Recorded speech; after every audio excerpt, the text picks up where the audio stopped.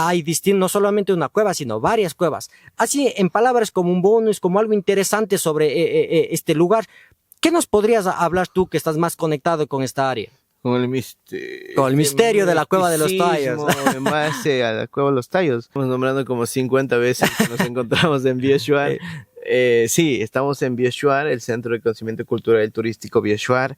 Se encuentra ubicado al frente del centro Shuar Chumpias, a unos 20-25 minutos de la cabecera cantonal Hualaquiza. En este podcast hemos aprendido sobre cómo los medios impactan la percepción de los pueblos indígenas, el poder de la educomunicación y sobre todo cómo proyectos como Bioshuar son clave para cambiar narrativas y conectar con cultura. Hola, ¿qué tal? ¿Cómo están? Bienvenidos a este podcast Conecta y Comunica. Hoy tenemos un apasionante tema y es la conexión entre la comunicación y la cultura.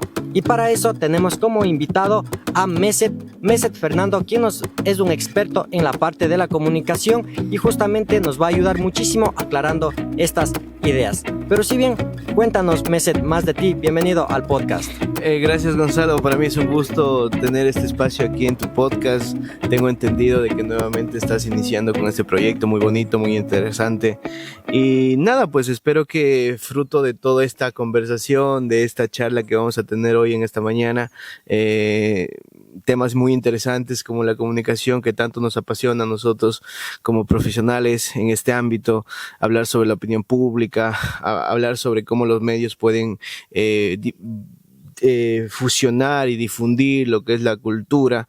Eso me parece muy interesante y creo que antes de iniciar, felicitarte porque tienes esa iniciativa de hablar sobre estos temas que hoy en día los medios de comunicación, la ley de comunicación de este país muchas veces no permite a este tipo de espacios. Y es algo muy bonito. De manera general, perdón que te corte, estoy muy feliz, contento y nada. No, muchas gracias, más bien. Y siento que eso es nuestro rol también como comunicadores, más allá de que tú sabes que los medios de comunicación siempre tienen una inclinación y siento que el tema de nosotros de estudiar comunicación, ser comunicadores y generar estos espacios también, lo compartimos más de una forma auténtica y todo lo que está pasando en el día a día. De hecho, algo muy importante también es contar que Meset y yo fuimos compañeros en la carrera y justamente del curso. Y es algo muy bonito porque tenemos también muchas historias de lo que aprendimos en la universidad, de cómo han sido después nuestros pasos al momento ya de exponer la tesis y todo lo que hemos hecho.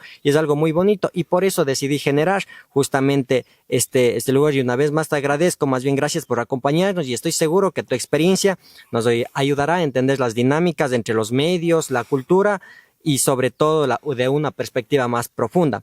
Así que bien, vamos justamente a iniciar y comencemos con una pregunta básica pero actual. Cuéntanos, Meset, tú que estás muy conectado en esta área, ¿cómo describirías la forma en que los medios de comunicación suelen representar a los pueblos indígenas? ¿Crees que los estereotipos predominan sobre las narrativas auténticas?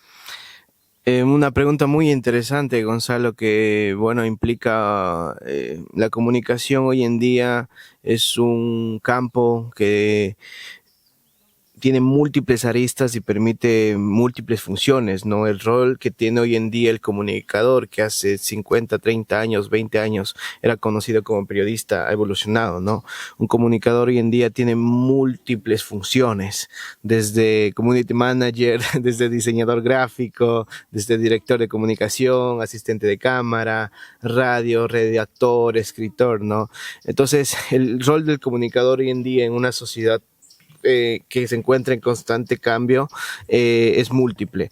Entonces, en ese sentido, yo creo que la comunicación de manera personal me ha permitido a mí, conociendo y teniendo en cuenta que yo vengo de un pueblo originario, soy Shuar, me ha permitido vincularme y dar a conocer al mundo sobre mi cultura, sobre las actividades. Siento en la comunicación hay una rama que tanto me apasionó a mí y tú también conocerás en el aula, que se llamaba educomunicación. Bastante, de hecho, en la materia que tuvimos ahí sacaste un súper buen proyecto, de hecho, y eso fue algo lindo. ¿Por qué? Porque cuando tú sabes que a mí siempre me ha gustado el tema de estar frente a cámaras, que el tema de la conducción y todo este tema, y cuando tú expusiste eso en clases, yo dije, qué loco, man, ¿cómo le puedes conectar el tema de la comunicación con la educación. Entonces, cuéntanos más de eso. No, y va justo alineada con la primera pregunta que me estás haciendo, ¿no? Porque yo,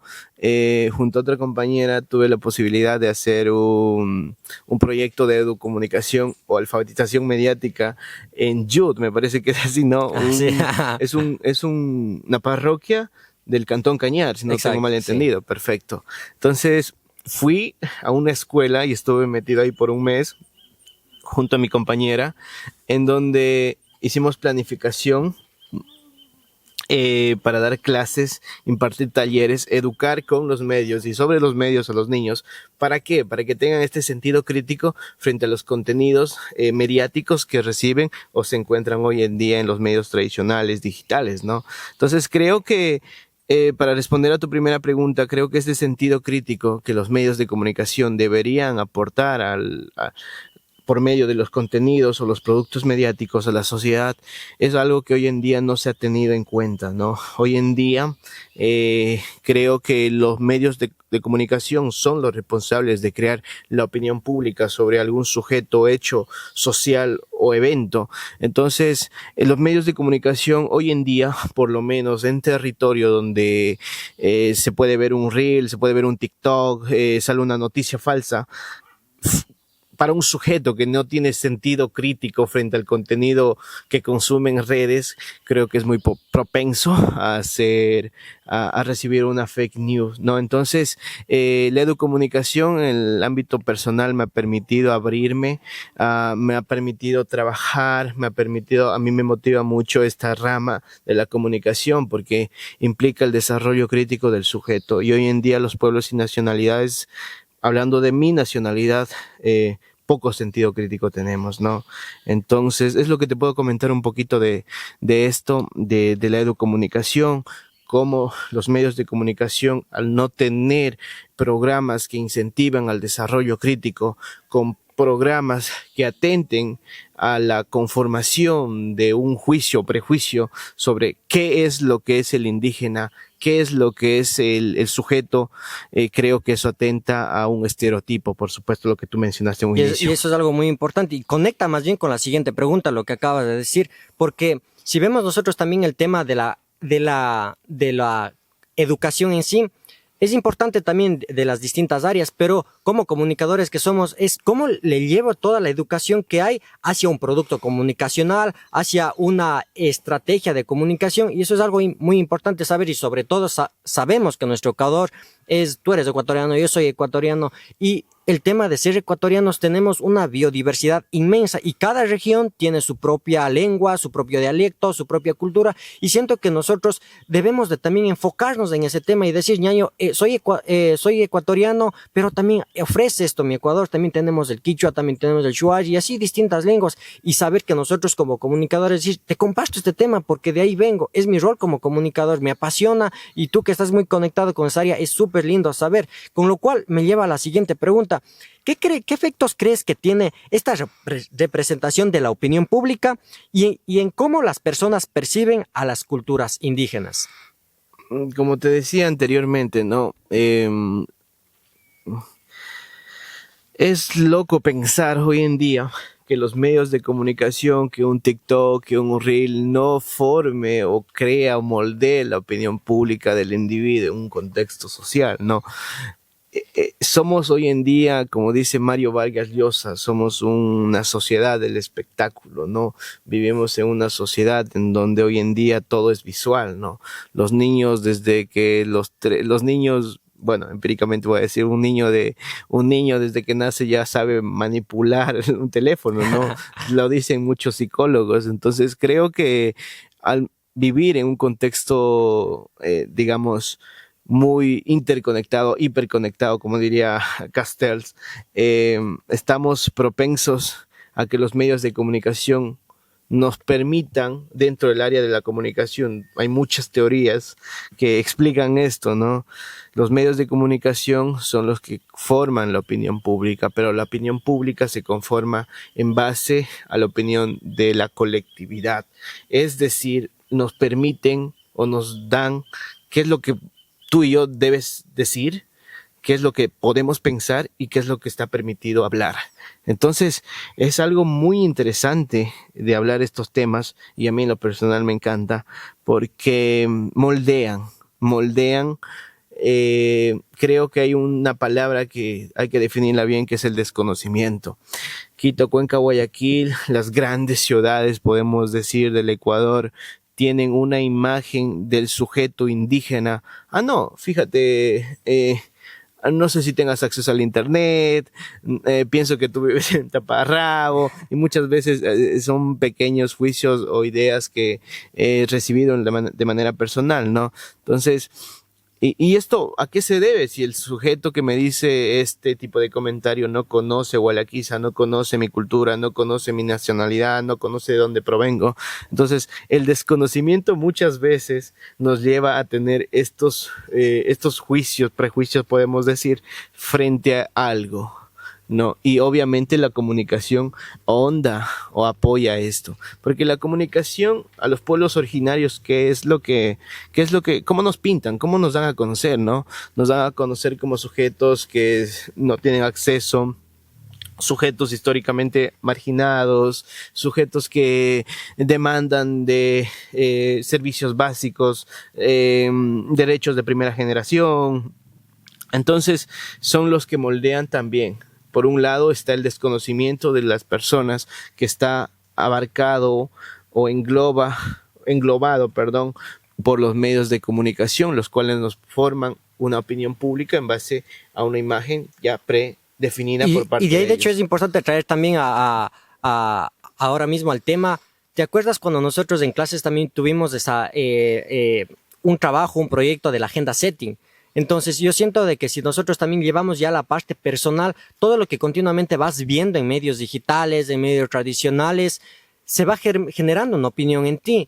Entonces, si tú continuamente también estás ya en el tema un poquito quizá del desarrollo personal o todas las actividades, si continuamente estás escuchando música negativa, vas a empezar a ver el mundo de esa forma. Y siento que esto es bonito para sintetizar el tema de lo que nosotros vemos como comunicadores, que es la opinión pública. Si continuamente también estás escuchando música positiva, te va a ayudar también mucho en tu estado de ánimo. Entonces, si vamos ya a nuestra profesión, claro, el ver continuamente fake news, el ver continuamente noticias que solamente, un ejemplo, que solamente en Ecuador es esto, en Ecuador es otro, en el Ecuador, y si no ves las cosas positivas que pasan en nuestro país, vas continuamente ese mensaje a tus amigos, decir, no, nuestro país está así, nuestro país está así, y no resaltamos todo ese tema. Pero ahora adentrémonos ya un poco más al tema ya de la parte, Shuar, que tú conoces y estás muy conectado con ese tema porque también eres tú proveniente de uno de estos pueblos. Entonces, cuéntanos, Mesed, ¿cómo los pueblos indígenas pueden aprovechar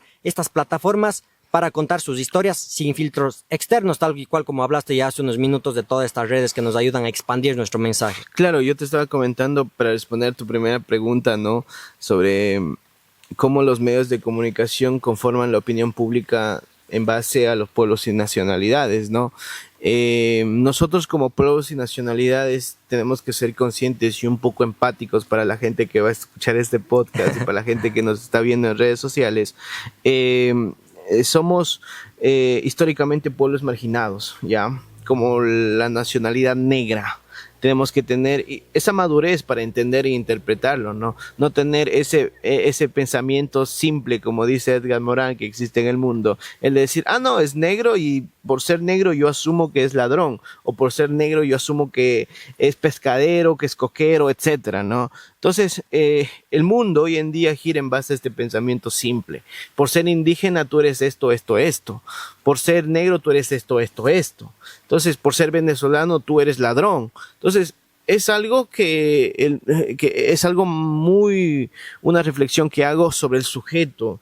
Edgar Morin, que es un académico muy intelectual alemán, se refiere a este tipo de pensamientos. Deberíamos tener un pensamiento mucho más complejo para entender e interpretar las acciones y interpretar la cultura. En ese sentido, la nacionalidad Shuar, mi nacionalidad, proviene de un proceso de evangelización muy fuerte, muy fuerte, por parte de los misioneros salesianos, por parte de la cultura dominante, colona, el mestizaje, etcétera, sin romantizar, por supuesto, pero históricamente nos ha costado. Recordemos que hoy en día nuestras comunidades, nuestros centros shuar tienen el acceso a los servicios básicos. A nivel nacional, el sistema de educación intercultural bilingüe, que es un tema la cual yo critico mucho, no es muy eficiente.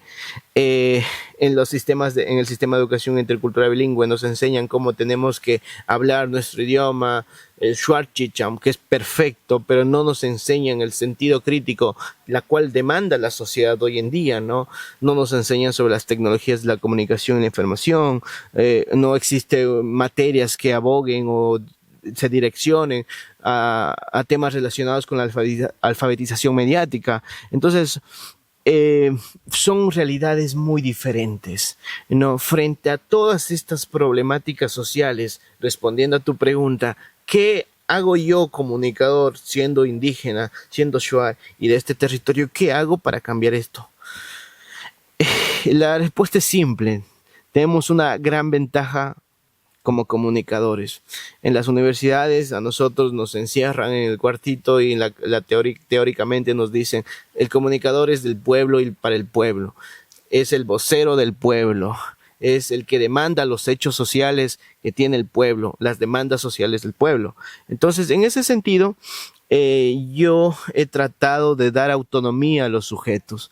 En BioShuar, pues un centro de conocimiento cultural y turístico aquí en el cantón Gualaquiza, que se dedica a revitalizar el acervo de la nacionalidad shuar. Con acervo me refiero a las costumbres, tradiciones, y más que costumbres y tradiciones, porque costumbres y tradiciones nos referimos, y ya está en nuestro imaginario colectivo, que es danza, gastronomía, baile, idioma, pero el acervo va mucho más allá, va a la cosmovisión. En el Centro de Conocimiento BioShuar rescatamos, quiero que las personas que están escuchando este podcast entiendan quiénes son los shuar, quiénes fueron los shuar hace 500 años, quiénes fueron los shuar hoy en día y quiénes van a ser los shuar de aquí a 30, 20 años. Y de hecho eso es muy importante de lo que cuentas, ya para ir conectando también con lo que tenemos ahorita, que el tema de BioShuar, en el fondo también vemos sobre el Centro Cultural BioShuar. Hablemos y pongamos en tanto, ya para ir tocando también este tema, tú tienes un emprendimiento que se llama BioShuar, como ven así mismo en las letras y todos los espacios que vemos ahorita. Pero entonces vamos ya iniciándonos en este tema de BioShuar. En palabras concretas, ¿de qué trata BioShuar y qué servicios ofrece? BioShuar es un centro de conocimiento, como te estaba mencionando, es un centro de conocimiento cultural y turístico que se dedica a promover, revitalizar la cultura por medio de actividades recreativas turísticas. En este espacio el turista viene, el extranjero viene y no es que viene a hacer un camping, viene a participar de un camping, no es que viene a participar de una ceremonia, sino entiende primeramente nuestra cosmovisión y la forma en la que el shuar interpreta el mundo. Hoy en día ya no, sino el shuar cómo lo interpretaba desde los contextos filosóficos, espirituales, cosmológicos del shuar. Entonces, forma parte. El turista no es que viene a hacer las actividades, no, sino el turista ya forma parte de nosotros. Lo hacemos parte de nosotros, lo empapamos de todo este conocimiento, de todo este acervo, y el objetivo es que se divierta por medio de estas actividades, pero más que divertirse, por estas actividades queremos que aprenda. Y eso es algo muy bonito porque si el turista viene no es, me voy a tomar una foto con el árbol o me voy a tomar una foto con algo tradicional o con la lanza y me voy, sino el objetivo de BioShuar es ven y vive la cultura, aprende nuestro idioma, aprende nuestras danzas y cuando te vayas de acá, pues te vas llevando ese granito de arena que sabes que el tema del shuar no solamente es su comida tradicional o gastronómica, totalmente, sino también es todos sus conceptos en cuanto a su cultura, en cuanto a su idioma y sobre todo a las actividades que andan continuamente. Y hablando también sobre el tema de los servicios que ofrecen, es importante también saber que realizan senderismo cultural, campings culturales y ceremonias y danzas como habíamos comentado. Pero si vamos ya al significado de todo esto, ¿cómo crees, Meset, que estas actividades ayudan a las personas a entender y valorar la cultura shuar desde una perspectiva más cercana y auténtica? Porque una cosa es ver en redes sociales, mira cómo ha sido la cultura shuar, y otra cosa es vivir este proceso. Tú respondiste la pregunta. Es muy diferente para un sujeto que está detrás de una pantalla, ¿no? Nos pintan una imagen, trabajamos con por medio del marketing, nos ponen una imagen, nos ponen un discurso y pensamos que así es como vive el Shuar, ¿no? Vivimos la cacería, la pesca y somos nómadas, pero es muy diferente la realidad social. Estamos en una sociedad que los pueblos originarios, no el Shuar, sino los 14 pueblos y nacionalidades del Ecuador, están en constante cambio, están muy relacionados con esta globalización constante que existe hoy en día, ¿no? Entonces nosotros, y yo soy un académico y siempre digo, la cultura no se transforma, la cultura debe adaptarse. Y forma de adaptarse es entender el concepto de identidad. Hoy en día yo soy Shuar, yo te hablo en mi idioma, estoy vestido con tu traje occidental, pero soy Shuar. Y para ser Shuar no tengo que pintarme, cazar un tucán, hacerme una pluma como lo hacía mi abuelo o mi tatarabuelo hace 20 años, no.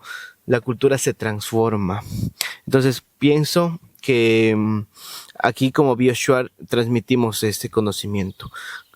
Queremos que el turista aprenda quién es el Shuar, queremos que el turista viva, experimente, disfrute, conozca sobre todo quiénes somos nosotros los Shuar. Por medio de tours turísticos, por medio de agenda, nosotros trabajamos por una agenda de eventos, una agenda de eventos trimestral, cada 15 días, cada 20 días hacemos eventos aquí en el centro Shuar Chumpias, que es el lugar donde nosotros tenemos nuestro atractivo turístico. Y a su vez tenemos 2 tours para personas que están en pasada visitando nuestra ciudad, nuestra linda ciudad de Gualaquiza, de 3-4 horas. Entonces, más allá de que el turista venga, yo dije que no nos gusta el folclore, los medios de comunicación conforman el folclorismo, generan el folclorismo en la opinión pública de las personas.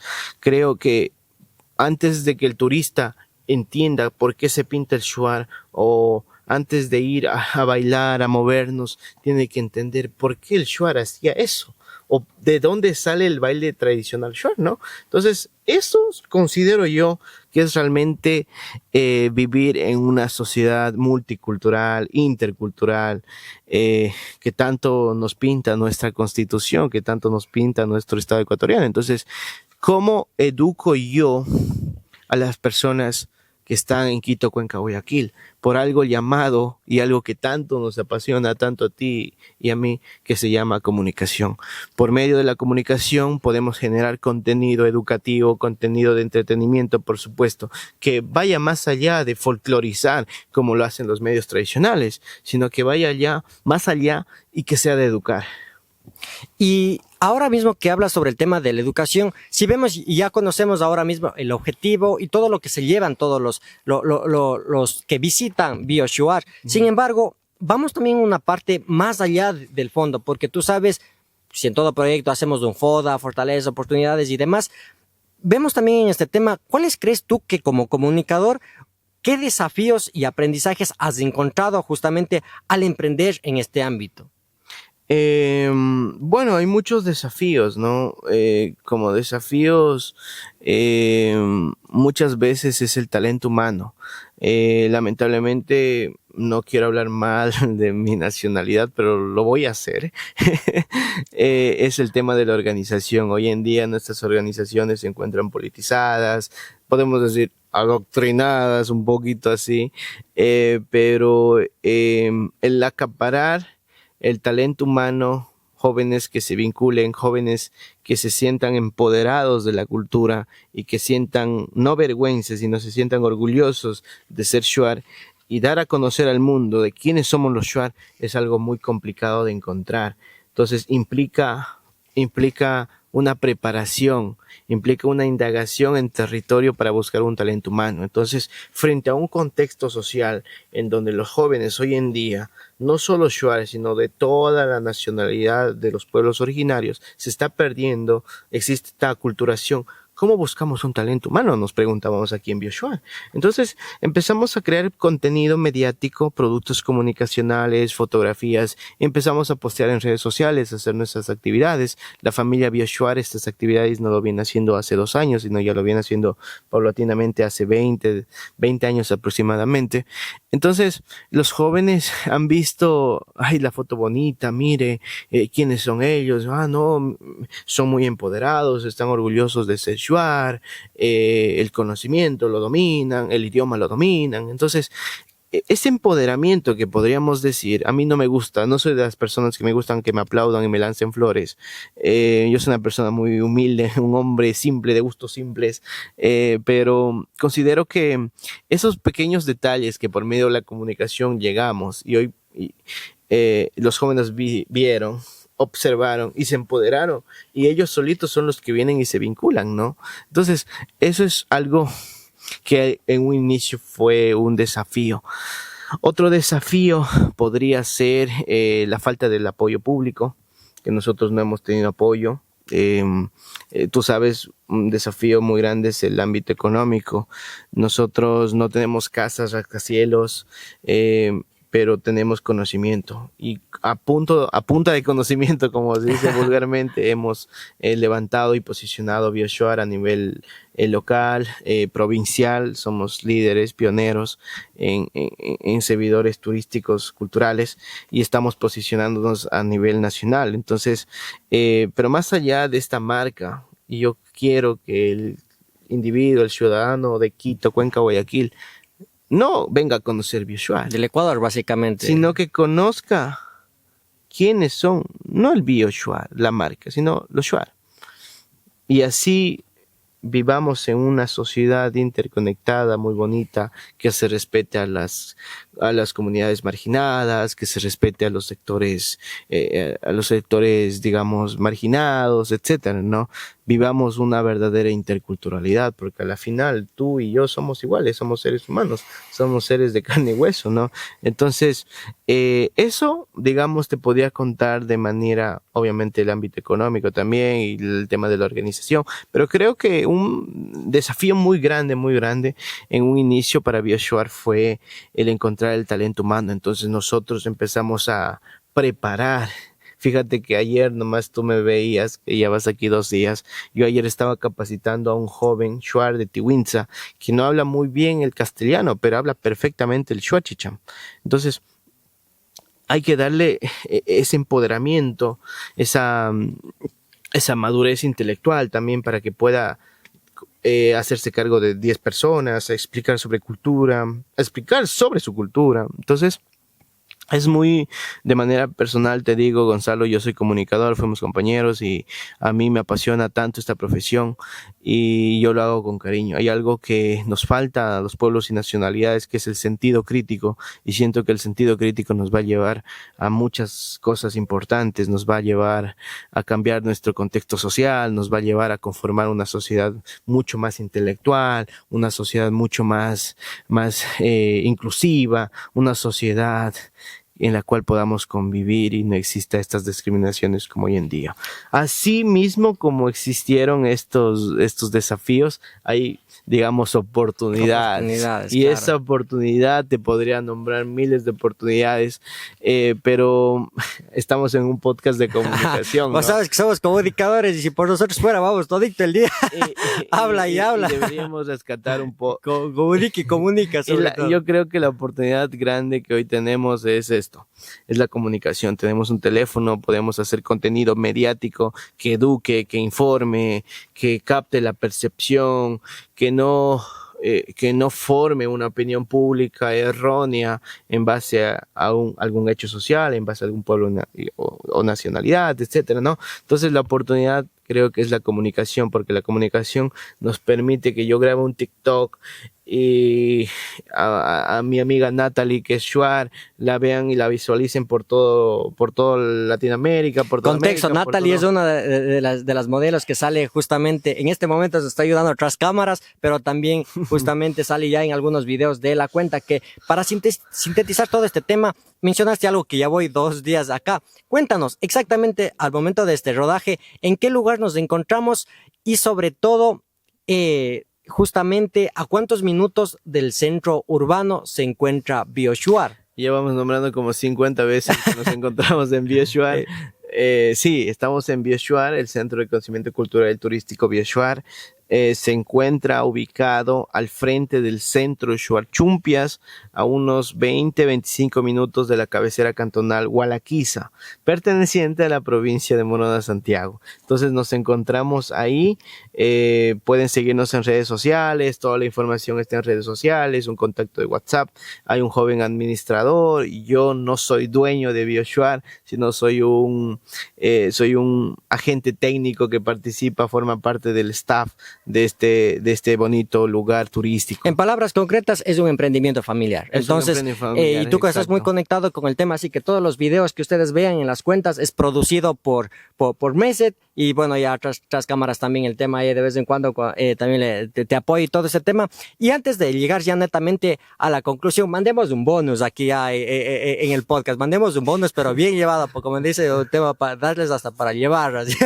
Pero una información y chévere. ¿Cuál sería el bonus en este caso? El bonus es lo siguiente. Muchas personas, aquí en el Ecuador hay un lugar que se hizo muy internacional, con muchos misterios. Entonces, tú que estás muy conectado con toda esta parte, cuéntanos a simple vista, porque hay muchos lugares que nos hablan, la Cueva de los Tallos. Este es el bonus. ¿Qué cosas interesantes podrías hablarnos sobre la Cueva de los Tallos? Porque hasta donde llega la información, si buscas Cueva de los Tallos en YouTube, en TikTok, te sale, vente a las cavernas, que aquí es el origen de la humanidad, que aquí está el oro del padre Carlos Crespi y muchas cosas más. Pero hay también una síntesis que hay no solamente una cueva, sino varias cuevas. Así, en palabras como un bonus, como algo interesante sobre este lugar, ¿qué nos podrías hablar tú que estás más conectado con esta área? Con el misterio. Con el misterio de la Cueva de los Tallos. En base a la Cueva de los Tallos. Yo he leído, a mí me gusta de manera general mucho la historia, me gusta indagar en esta, podemos decir, ciencia especulativa que existe en todo el mundo. Pero la Cueva de los Tallos se hizo mundialmente conocida en los años de 1960, 1900, hasta 1980, ¿no? Por el padre Carlos Crespi, que fue un salesiano que estuvo un tiempo, formó parte de la misión salesiana de Hualaquiza, de Bomboiza, estuvo aquí, y la historia narra de que los Shuar le regalaban tablillas de oro, las cuales dichas tablillas tenían grabados, digamos, de grupos humanos de Occidente, Oriente, como jeroglíficos de Egipto, babilónicos, mesopotámicos y etcétera, ¿no? Entonces, sí son mundialmente conocidos, porque el padre Carlos Crespi, inclusive hay videos en la cual él menciona que estas tablillas fue recopilada por gente Shuar, y la gente Shuar le comentaba de que se sacaba de la Cueva de los Tallos, pero estas tablillas tenían jeroglíficos de estas culturas no propias de América, podemos decirlo, ¿no? Entonces, nosotros, y de manera personal, yo he investigado. Es un proceso muy largo, es un proceso, yo he hecho una recopilación de información muy exhaustiva sobre este tema. Podría hablarte muchas cosas y podría hablarte un poco conspiranoico también, pero inclusive Neil Armstrong, que fue el primer ser humano en pisar la luna, estuvo aquí en la Cueva de los Tallos. Considero de que antes de eso los Shuar teníamos conocimiento sobre esta cueva. Tallos viene de un término Shuar que se llama tayu, que en nuestro idioma es un pajarito de este tamaño, el tallo en castellano, y nosotros acudíamos a esta caverna para alimentarnos de esta ave, capturarla y también cosechar, coger, utilizar los huevos. Entonces, tallos viene de tayus. Nosotros, el Shuar, tengo información de que el Shuar no ingresaba al norte de la Amazonía por San Juan Bosco. Hay un camino, o digamos es el camino principal, ¿no? Que inclusive hacen tours, ¿no? El Shuar tiene entendido que es un conjunto cavernoso que que abarca también hasta el Perú, abarca hasta Colombia. Entonces, para entrar a la Cueva de los Tallos, nosotros los Shuar, no yo, sino tengo conocidos, he conversado con mucha gente adulta Shuar, de que no sé, para ingresar a esas bibliotecas metálicas no únicamente se entra por la puerta principal, por la cual fue mundialmente conocida, sino al ser un conjunto cavernoso tiene múltiples entradas.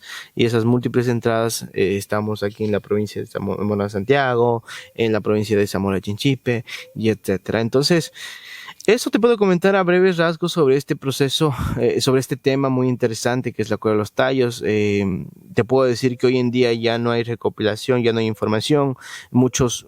Hay comentarios, ciencia especulativa de que los salesianos, inclusive repentinamente en los años 80 se quema la biblioteca que contenía el padre Carlos Crespi. Luego dicen que un grupo de militares con trajes negros fueron sacando las cajas o lo poco que quedó ahí. Fíjate que tú hoy en día quieres ver algo de las tablas, alguna fotografía no existe, sino quedó simplemente podríamos decir, no, el Estado, los gobiernos internacionales como Estados Unidos, Inglaterra, también uno investiga y se empapa de que estuvieron o formaron parte de este primer saqueo, podemos decirlo, ¿no? Entonces, prácticamente no existe información. Algunos historiadores dicen que muchas de las tablillas están hoy en día en el Banco Central, etcétera, ¿no? Entonces,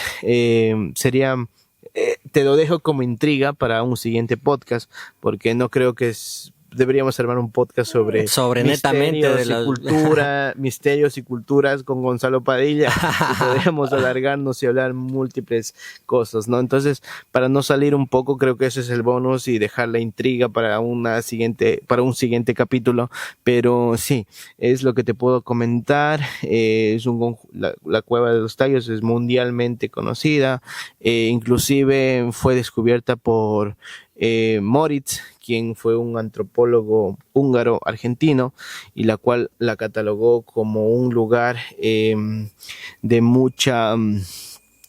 un lugar que cambiaría la historia de la humanidad.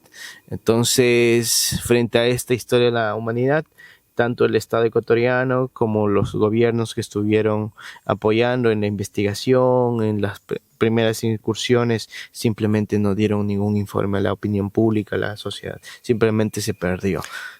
Y ya para ir cerrando este bonus, ahí entra todita porque uno como dice, vengo en busca de respuestas y me voy con más preguntas. Y eso siento que es algo muy bueno, porque ya cuando como dice Tony Robbins, la calidad de tus respuestas serán a la calidad de tus preguntas. Entonces, si vamos al todo el tema esto de la parte de la Cueva de los Tallos, surgen muchas preguntas. ¿Por qué decidieron decir a venderlos al mundo? ¿Se perdió o se incendió? ¿O por qué entraron al tema de se desapareció? O sea, ¿qué misterios hubo realmente ahí? ¿Cuántas entradas hay? ¿Por qué se dice que el origen de la vida surge desde ahí? ¿Cuántas entradas conocen?